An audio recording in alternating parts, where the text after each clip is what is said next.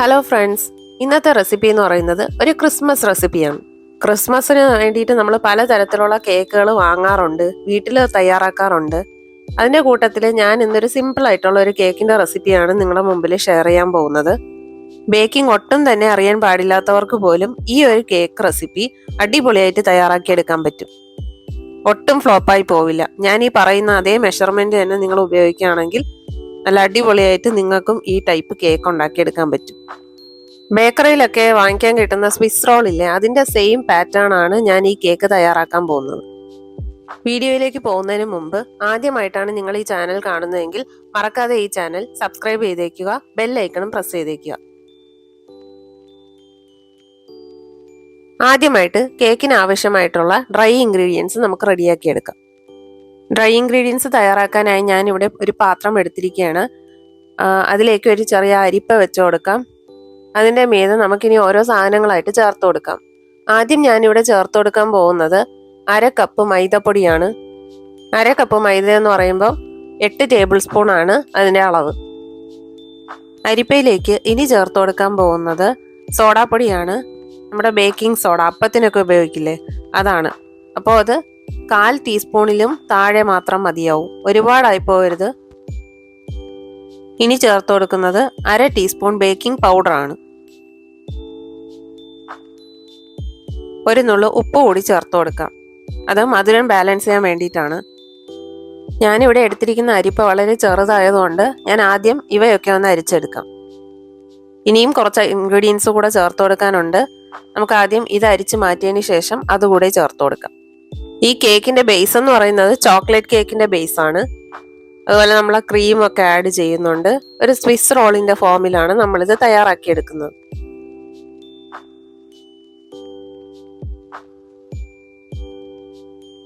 ഇപ്പോൾ കുറച്ച് പൊടി ഞാൻ അരിച്ചെടുത്തിട്ടുണ്ട്.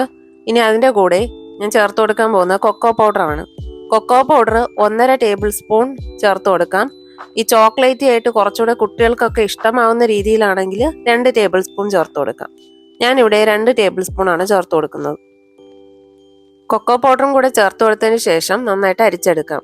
3 പ്രാവശ്യം അരിച്ചെടുക്കേണ്ടതാണ്. 3 പ്രാവശ്യം അരിച്ചെടുക്കണം. എങ്കിൽ നമുക്ക് നല്ല ഫൈൻ പൗഡറായിട്ട് കിട്ടുകയും ചെയ്യും, കേക്ക് നല്ല സോഫ്റ്റ് ആയിട്ട് കിട്ടുകയും ചെയ്യും.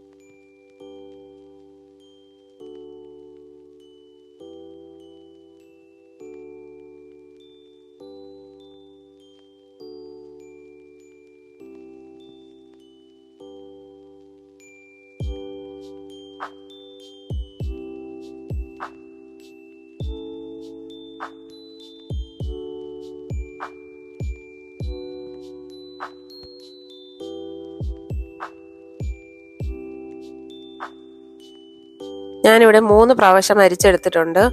ഇപ്പോൾ ഇത് കാണുമ്പോഴത്തേക്ക് മനസ്സിലാവും നമുക്ക് എല്ലാ പൊടികളും നല്ല ഈവൺ ആയിട്ട് മിക്സായി വന്നിട്ടുണ്ട്. റെഡിയാക്കി എടുത്ത ഡ്രൈ ഇൻഗ്രീഡിയൻസ് ഒക്കെ ഒരു സൈഡിൽ മാറ്റി വെക്കാം. ഇനി അടുത്ത പ്രോസസ്സാണ് നമ്മൾ ചെയ്യാൻ പോകുന്നത്. അതിനായിട്ട് ഞാനിവിടെ ഒരു പാത്രം എടുത്തു വെച്ചിട്ടുണ്ട്. ഒട്ടും തന്നെ നനവില്ലാത്ത പാത്രമായിരിക്കണം.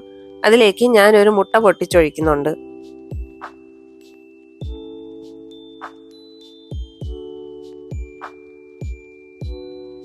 മുട്ടയിലേക്ക് 1.5 ടീസ്പൂൺ വാനില എസൻസ് ചേർത്ത് കൊടുക്കാം.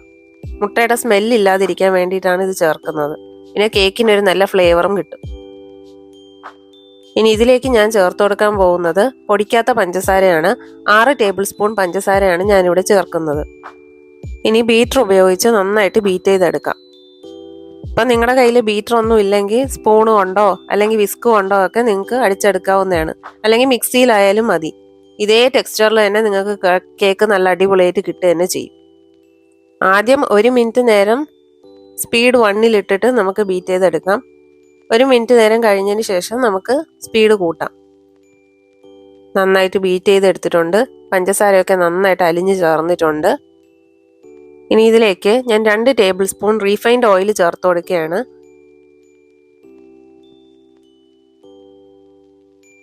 ഓയിൽ ചേർത്ത് കൊടുത്ത ശേഷം ഒന്നുകൂടെ ഒന്ന് ബീറ്റ് ചെയ്തെടുക്കാം.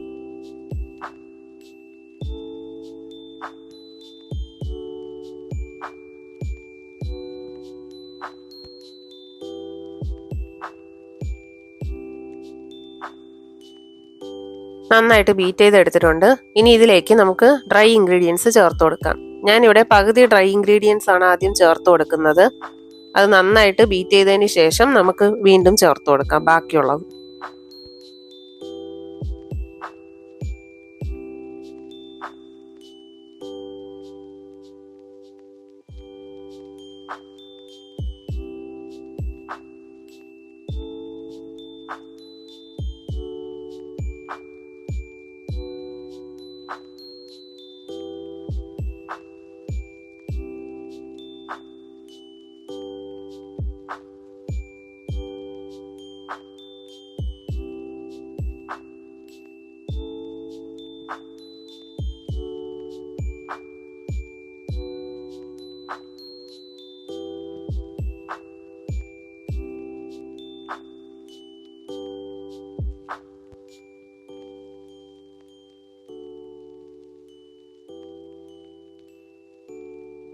കേക്കിൻ്റെ ബാറ്റർ കുറച്ച് തിക്കായിട്ട് തോന്നുന്നുണ്ട്.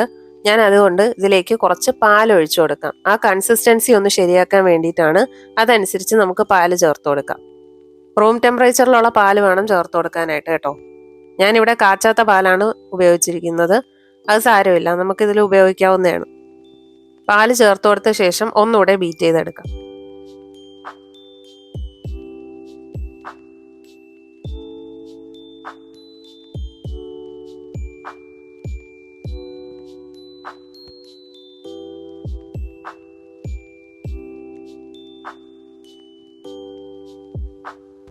ബാറ്റർ കറക്റ്റ് കൺസിസ്റ്റൻസിയിൽ വന്നിട്ടുണ്ട്.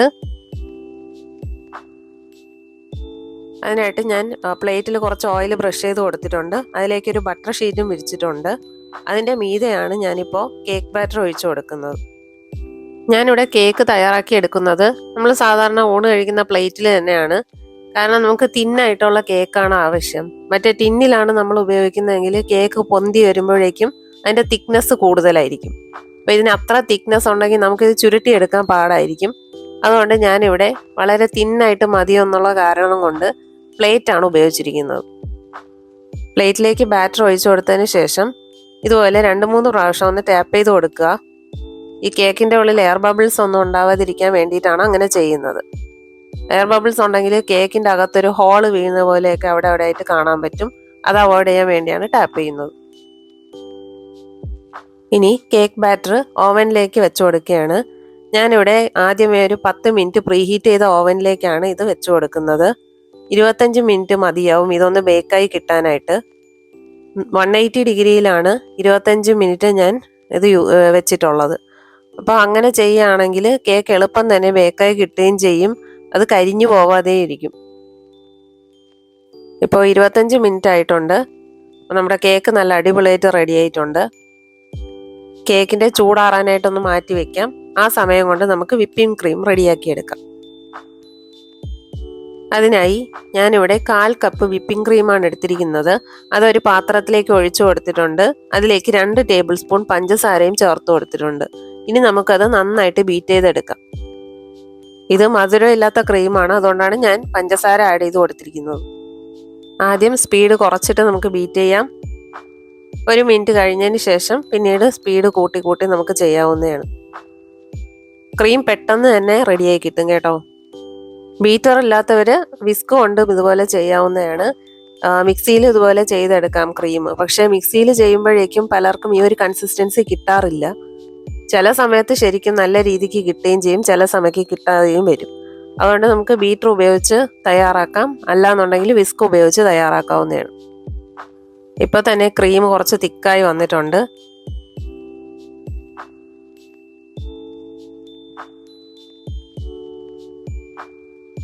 ഇപ്പോൾ നമ്മുടെ ക്രീം റെഡിയായി വന്നിട്ടുണ്ട്. ഈ ഒരു കൺസിസ്റ്റൻസി ആയിരിക്കണം ക്രീം. എന്ന് വെച്ചാൽ അത് ഒഴുകുന്ന പോലെ ആയിരിക്കരുത്, താഴെ വീഴാത്ത ഭാഗത്തിനും ആയിരിക്കണം എന്നുള്ള കൺസിസ്റ്റൻസിയിലായിരിക്കണം നമ്മുടെ ക്രീം റെഡിയാക്കി എടുക്കേണ്ടത്. കേക്ക് നന്നായിട്ട് തണുത്തിട്ടുണ്ട്. ഇനി നമുക്കത് പ്ലേറ്റിൽ നിന്നും എടുക്കാം.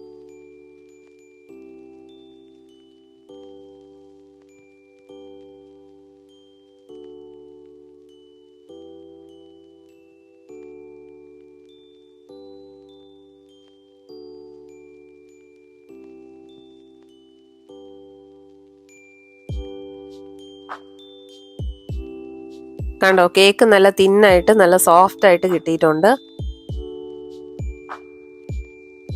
ഇനി ഒരു ബട്ടർ ഷീറ്റ് എടുക്കുക. അതിലേക്ക് നമ്മൾ റെഡിയാക്കിയ കേക്ക് വെച്ച് കൊടുത്തിട്ട് ചെറുതായി ഒന്ന് ചുരുട്ടണം. ആദ്യമേ ഒന്ന് ചുരുട്ടി കൊടുത്തില്ല എന്നുണ്ടെങ്കിൽ പിന്നീട് ബുദ്ധിമുട്ടാവും. അതുകൊണ്ട് ഒന്ന് ചുരുട്ടി വെക്കണം.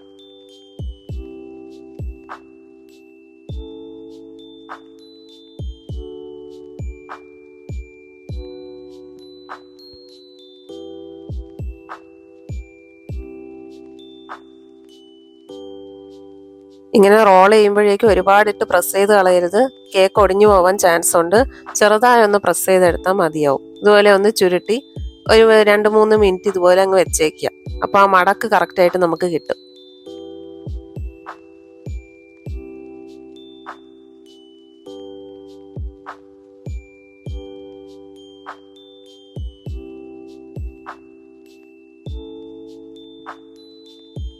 ഏകദേശം 5 മിനിറ്റ് കഴിഞ്ഞിട്ടുണ്ട്. ഇപ്പോൾ നമുക്ക് അത് നിവർത്തിയെടുക്കാം.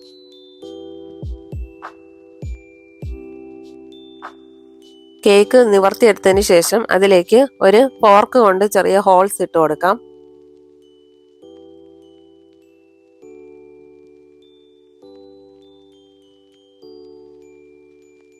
അതിലേക്ക് പഞ്ചസാര കലക്കിയ വെള്ളം ചേർത്ത് കൊടുക്കണം.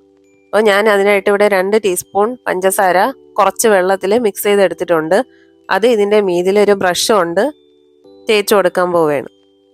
അങ്ങനെ ഈ ഹോൾസിലൊക്കെ ഇത് ഒബ്സർവ് ചെയ്യും പെട്ടെന്ന്. അതുകൊണ്ടാണ് ഞാൻ ഇതുപോലെ ഹോൾസ് ഒക്കെ ഇട്ട് കൊടുത്തിട്ടുള്ളത്.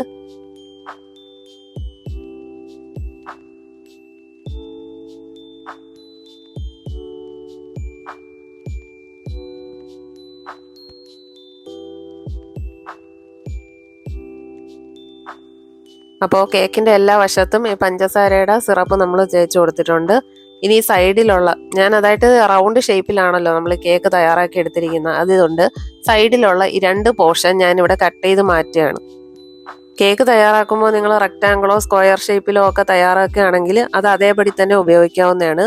ഞാനിവിടെ റൗണ്ട് ഷേപ്പിൽ ഉണ്ടാക്കിയതുകൊണ്ടാണ് ഈ സൈഡിലുള്ള ഭാഗം കട്ട് ചെയ്ത് കളയുന്നത്.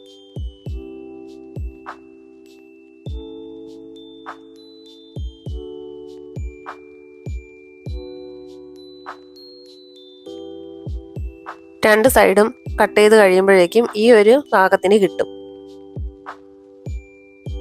വിപ്പിംഗ് ക്രീം റെഡിയാക്കി ഒരു 5 മിനിറ്റ് എങ്കിലും ഫ്രിഡ്ജിൽ സൂക്ഷിക്കുക. അതിനുശേഷം മാത്രം എടുത്ത് കേക്കിൽ ഉപയോഗിക്കുക. ഇപ്പോൾ ഞാനിവിടെ കേക്കിൽ വിപ്പിംഗ് ക്രീം അപ്ലൈ ചെയ്ത് കൊടുക്കാൻ പോവുകയാണ്.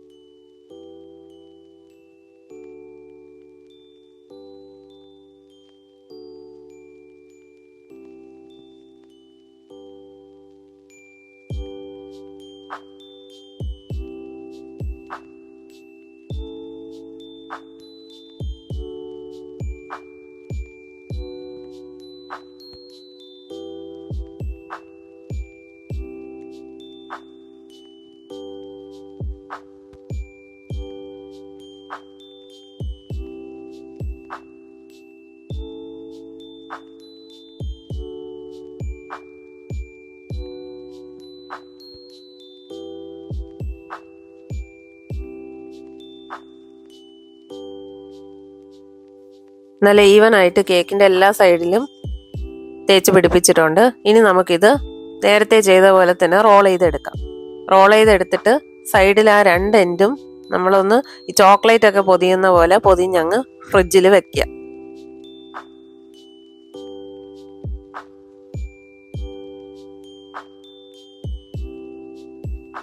കുറഞ്ഞത് 2 മണിക്കൂറെങ്കിലും ഫ്രിഡ്ജിൽ വെച്ചേക്കേണ്ടതാണ്.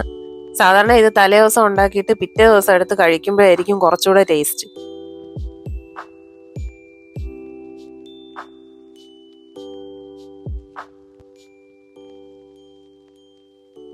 ഇപ്പോൾ നമുക്കത് നിവർത്ത് നോക്കാം. ഇപ്പം തന്നെ ഒരു 5 മണിക്കൂറോളം ആയിട്ടുണ്ട്.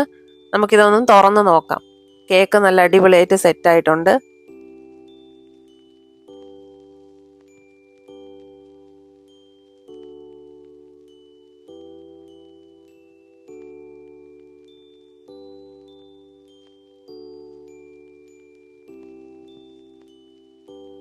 കേക്ക് നല്ല സൂപ്പറായിട്ട് സെറ്റായി വന്നിട്ടുണ്ട്. അതിന് നമ്മൾ ഷുഗർ സിറപ്പൊക്കെ ഒഴിച്ചിട്ടുണ്ടല്ലോ, അപ്പോൾ കേക്ക് കുറച്ചുകൂടെ സോഫ്റ്റ് ആയിട്ട് വന്നിട്ടുണ്ട്. ഇനി അത് നമുക്ക് കട്ട് ചെയ്തെടുക്കാം. അത് കട്ട് ചെയ്തപ്പോൾ തന്നെ മനസ്സിലായില്ലേ, നല്ല സോഫ്റ്റ് ആയിരിക്കുകയാണ് കേക്ക്. നല്ല ക്രീമി ആയിട്ടുള്ള അടിപൊളി കേക്കാണ്. നിങ്ങളെല്ലാവരും ഇത് വീട്ടിലൊന്ന് ട്രൈ ചെയ്ത് നോക്കുക. നിങ്ങളുടെ വിലപ്പെട്ട അഭിപ്രായങ്ങൾ കമൻറ്റ് ബോക്സിലൂടെ അറിയിക്കുക. മറക്കാതെ ഈ ചാനൽ ലൈക്ക് ചെയ്യുക, ഷെയർ ചെയ്യുക ആൻഡ് സബ്സ്ക്രൈബ് ചെയ്യുക. Thanks for watching. ഈ കേക്ക് കൊച്ചുകുട്ടികൾക്കൊക്കെ നല്ലപോലെ ഇഷ്ടപ്പെടുന്ന ഒരു ഐറ്റമാണ് കേട്ടോ. ഈ ക്രിസ്മസിന് നിങ്ങൾ ഇത് തന്നെ ഒന്ന് ട്രൈ ചെയ്ത് നോക്കും. ഞാൻ ഈ കേക്ക് ഒന്ന് ടേസ്റ്റ് ചെയ്ത് നോക്കട്ടെ.